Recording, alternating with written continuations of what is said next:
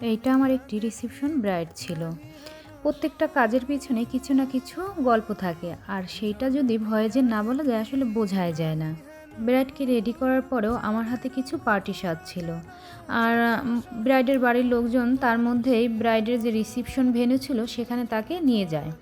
আর আমি পার্টি সাজে ব্যস্ত হয়ে পড়ি, যার কারণে ব্রাইডের কোনো ছবি, ভিডিও ক্লিপ আমি কিছুই নিতে পারিনি।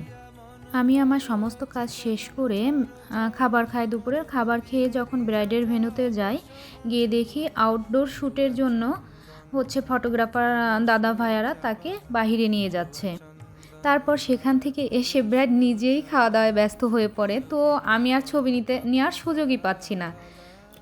সবকিছু শেষ করে যখন ব্রাইড ভেন্যুতে আবার আসে তখন কারেন্ট চলে যায়। আর যার কারণে আবার একটু ওয়েট করতে হয়। আর এই ভিডিওটা আমি একদমই সন্ধ্যা ৭টার সময় নিয়েছিলাম। আর মেকআপটা কেমন আছে তখনও তোমরা একটু ভিডিওতে খেয়াল করলেই দেখতে পাবে। এমন সুন্দর মেকওভার যদি আমার হাত থেকে তোমরা সকলে নিতে চাও, দ্রুত যোগাযোগ করে ফেলো।